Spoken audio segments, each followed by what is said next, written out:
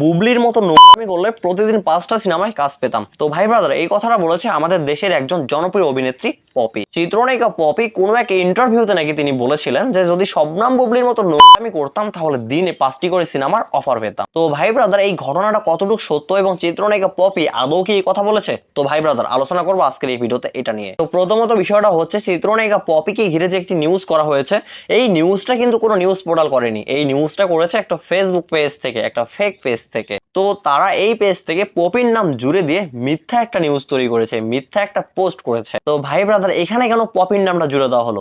এর পিছনে রহস্য রয়েছে। রহস্যটা হচ্ছে, চিত্রনায়িকা পপি কয়েকদিন আগে, কয়েক মাস আগে শবনম বুবলিকে নিয়ে কয়েকটা ইন্টারভিউতে অনেক ভালো কথা বলেছিলেন এবং তিনি এটাও বলেছিলেন শবনম বুবলি নিঃসন্দেহে একজন জনপ্রিয় অভিনেত্রী। তো বিষয়টা হচ্ছে, শবনম বুবলিকে নিয়ে ইন্ডাস্ট্রির যারা যারা পজিটিভ কথা বলেছে, যারা যারা শবনম বুবলিকে নিয়ে ভালো ভালো কথা বলেছে, শবনম বুবলির প্রশংসা করেছে, এখন একটা গ্রুপ সেই সমস্ত ব্যক্তিদের নাম জুড়ে দিয়ে মিথ্যা মিথ্যা নিউজ এবং মিথ্যা মিথ্যা পোস্ট সাজাচ্ছে। তারা ঠান্ডা মাথায় গেমটা এমন ভাবে খেলতেছে যাতে তাদের উপর কোনো দোষ না আসে। তো ওই সমস্ত ব্যক্তিদের নাম জুড়ে দিয়ে তারা এই জন্যই পোস্ট করতেছে যাতে শবনম বুবলির ফ্যান ফলোয়াররা ওই সমস্ত ব্যক্তিদের উপর খেপে যায়। ওই গ্রুপটা এটাই চাচ্ছে, ইন্ডাস্ট্রিতে যেন শবনম বুবলির কোনো বন্ধু না থাকে, সবাই যেন শবনম বুবলির শত্রু হয়ে যায়। তাই যারা যারা শবনম বুবলির প্রশংসা করেছে, যেমন চিত্রনায়িকা পপি, তারপর ওমর সানি, তারপর হচ্ছে গিয়ে আপনার জিয়াউল রোশন, সাইমন সাদিক, মানে যারা যারা শবনম বুবলির প্রশংসা করেছে তাদের নাম জুড়ে দিয়ে তারা মিথ্যা মিথ্যা নিউজ তৈরি করতেছে। তারা এই কাজটা কেন করতেছে আপনাদের তো এই বিষয়টা ক্লিয়ার করে দিলাম। তো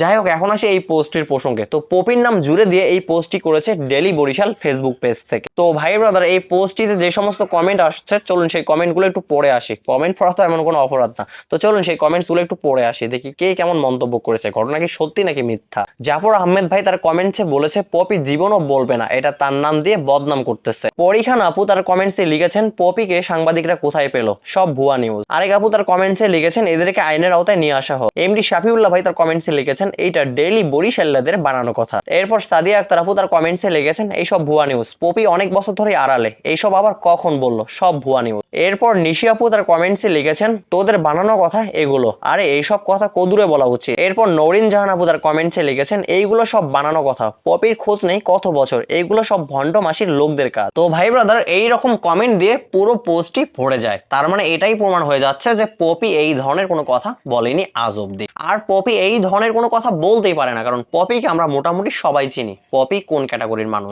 আর এইটা যে পুরোটাই একটা বানানো এবং মিথ্যা পোস্ট, এটা সবাই জানে। আর পপির ঘাড়ের উপর কেন দোষ দেওয়া হচ্ছে এইটা কিন্তু আমি বর্ণনা করে দিয়েছি। তো ভাই ব্রাদার, এই ধরনের বিভ্রান্তিকর পোস্টে কেউ বিভ্রান্তি হবেন না, কারণ একটা গ্রুপ চাচ্ছে আমাদের মাঝে যেন ভুল বোঝাবুঝি সৃষ্টি হয়। তো ভাই ব্রাদার, ভিডিওটা এই পর্যন্ত। আপনাদের মূল্যবান মতামত কমেন্টে বলবেন। সবাই ভালো থাকবেন, সুস্থ থাকবেন। পরবর্তী ভিডিওতে আবার দেখা হচ্ছে। আল্লাহ হাফেজ।